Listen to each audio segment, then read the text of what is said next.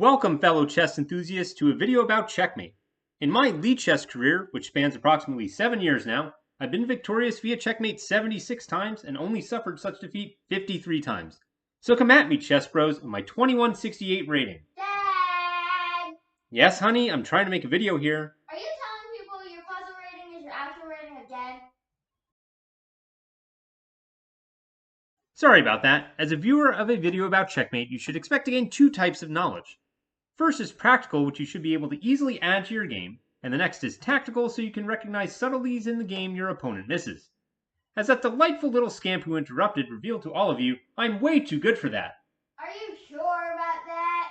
However, I guarantee you that this video will unequivocally provide you with the third and best type of chess knowledge, statistical. What statistic, you ask? The squares of death. With a bit of thinking, you probably know where I'm going with that provocative name, but let me use the evergreen game as an example. After the bishop on a3 captures the black knight on e7, the black king is checkmated. Why is this checkmate?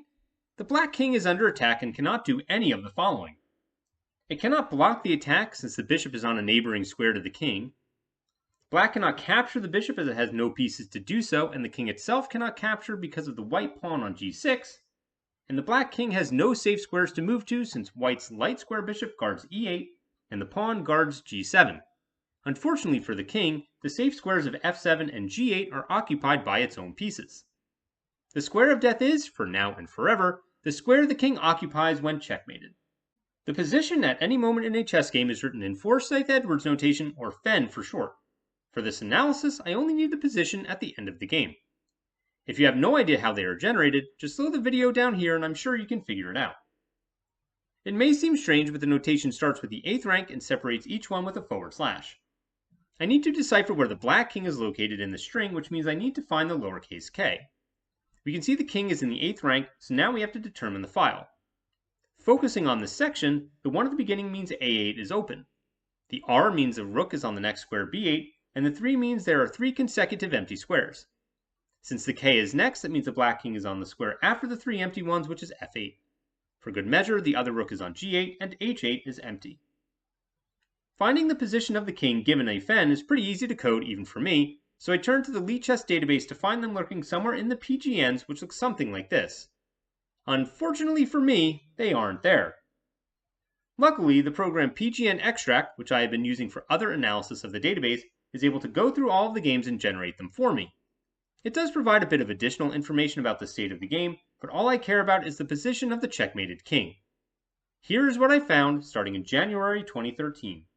This is the first month available in the database, and white won by checkmate almost 18,000 times, and black just under 16,400. I'll have more to say about those totals in the future, but with so many checkmates and just 64 squares for the king to occupy, it should come as no surprise that both white and black kings found themselves checkmated at least once on all of them. While that particular statement is a bit of BS, it became clear that some squares were deadlier than others. So let's check out the state of king safety, or lack thereof, from the entire 6 billion game Lead Chess database, starting with the black king. The black king is currently on a starting square e8. Since this square is, by default, the only one the king must visit in each game, it's reasonable to assume the square isn't very safe. In this case, the assumption is correct, but it's not the deadliest square for black as it comes in third. My analysis found black being checkmated over 830 million times, and the black king has been here 9.8% of the time. It makes sense that this square is in first, because one of the principles of chess is to get the king to safety as quickly as possible. Usually this involves moving him towards the corners, and the quickest way to do that is castling. Going queenside leaves the king 2 squares away from the corner, so kingside is seemingly the better option as g8 is just 1 square away. There's only one problem with such a move. g8 is the square of death for black, with 19.6% or over 150 million checkmates occurring with the king here. Even if you manage to get the king to h8, it is a bit safer, but may be of little use to you as this square comes in at number 2. Your best bet, at least on the king side, is f8. Obviously, kingside castling is just putting your king in danger, so the only other option is to castle queenside and put your king on c8. Yeah, you do that and you just put your king on the 5th deadliest square. I don't know what you think, but it's looking like the best strategy for black is to simply play as white. The white king always starts on e1, of course, and what we just saw with regards to the black king plays out again here. Although white has been checkmated substantially less often, about 740 million times, just 7% of the time the king is on e1. At number 4, it is, interestingly, slightly safer than black's starting position. We just saw that castling doesn't really improve king safety for black, but with white's king being on a slightly safer starting square, perhaps that extends to castling, the white king moves to c1 or g1. Unfortunately, castle kingside, and you've just put your king on white's square of death, where nearly 20.6% of checkmates occur with the king here. While it represents a greater percentage for white than black's deadliest square, there are fewer overall checkmates at just 145 million. Moving the king to the corner is slightly better, as it was for black, but h1 still comes in second deadliest with 13.2% of checkmates. If at the start of the game you were inclined to move the king to the right, perhaps you just shouldn't, as f1 comes in third. So there was no safety castling kingside for either color, so certainly white must have some sort of advantage when castling queenside, right? Well, at the risk of repeating myself, do that and you've just put your king on the 5th deadliest square. If you've ever been told to castle to safety, you may want to rethink that strategy. So now you know if your white king is on g1 or black king on g8, he needs to be moved, but where? Why, the squares of least death, of course. With each king on their deadliest square, take a moment and think about where the safest square for each of them is. If you thought a8 for white and a1 for black, I can certainly see the reason, as those squares are seemingly as far away as possible. Unfortunately for your prediction, that's not how it works. The least deadly square for the white king is g7. Out of the nearly 740 million checkmates, only 337,000 have occurred with the king on this square. It's interesting that the safest square for the white king is so close to the deadliest for black. If you're thinking, okay, the white king is safest near where the black king is least, then the black king is safest near where the white king is least. Well, that's exactly how it works. The safest square for the black king is g2.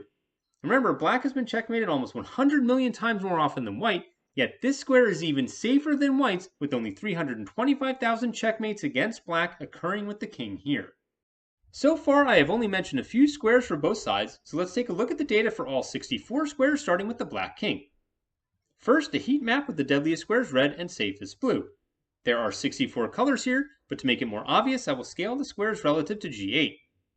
In other words, g8 remains the same size, and the others will be scaled down by 1/64 for each position.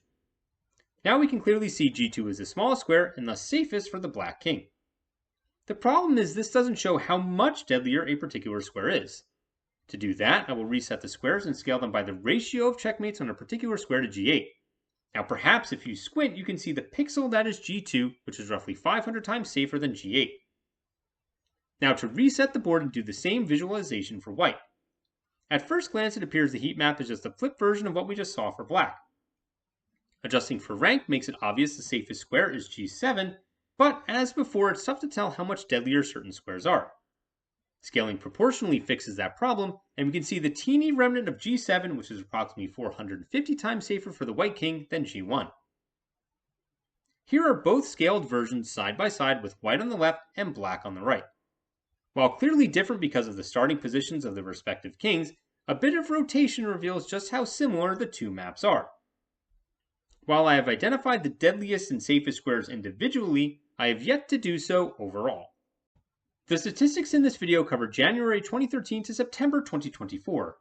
In the roughly 5.9 billion games I analyzed over that time, there were almost 1.6 billion checkmates. The most common square for the king to be checkmated on is g8, where he has met his end over 165 million times. It shouldn't be too surprising to see at first, as the black king is checkmated most often on the square. Less surprising is that g1, where the white king is checkmated most often, comes in at number 2, where the king has been checkmated over 154 million times. So I'm definitely not providing much insight into what happens as the deadliest squares individually are deadliest overall, but there is a surprise when it comes to the safest square. g7 safest for white and g2 safest for black are not the overall safest for the king. In fact, they're not even in the top 20. There are 24 remaining to be classified, with most on the queen side. It turns out that the top 5 safest squares are all in the B file. We know the strength of pawn to b4, but putting your king there isn't bad either, as it's the 5th safest square. b3 is 4th, and b6 is 3rd. So now it's time to reveal the statistically safest square for the king to avoid being checkmated. It's b2. The king is approximately 10% more likely to be checkmated on b7 than here. So there you have it, folks. A simple chess principle for king safety to add to your repertoire. B2 or not B2, that is the question. And with that unexpected appearance from the bard himself, remember to keep your kings safe, and thank you very much for watching.